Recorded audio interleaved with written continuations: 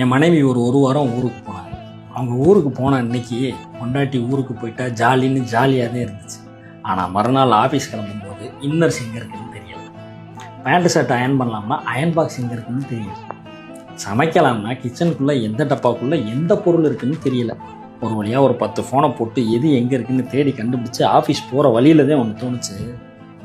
என் வீட்டில் எந்த பொருள் எங்கே இருக்குன்னு தெரியாத அளவுக்கு தான் வீட்டு பொறுப்பில் என்னோடய பங்களிப்பு இருந்திருக்கு அப்படின்றது. சரின்னு அன்றைக்கி ஹோட்டலில் சாப்பிட்டேன்னா வயிறு சரியில்லாமல் போச்சு. அப்போ தான் என் மனைவியோட சமையல் அருமை புரிஞ்சிச்சு. சரி, வயிறு சரியில்லையே, அன்றைக்கி ஒரு நாள் லீவை போட்டு நமக்கு பிடிச்ச மாதிரி சமைச்சு சாப்பிடலாம்னு காலையில் சமைக்க ஆரம்பித்தேன். சாப்பிட்டேன், பாத்திரம் கழுவுனே மத்தியானம் ஆயிடுச்சு. சமைச்சேன், சாப்பிட்டேன், பாத்திரம் கழுவுனே நைட் ஆயிடுச்சு. சமைச்சேன், சாப்பிட்டேன், பாத்திரம் கழுவுனே முடிஞ்சிருச்சு. 3 வேளை சமைக்கிறதுக்கே ஒரு நாள் சரியாக போச்சு.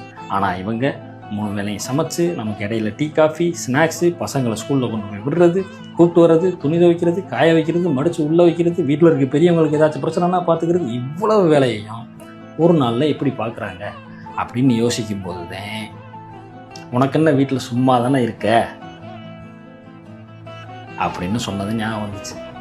ஆனால் அவங்க வீட்டில் சும்மா இல்லை, அவங்க இல்லைன்னா வீடே சும்மாதே இருக்குன்றத அன்னைக்கு தான் புரிஞ்சிச்சு.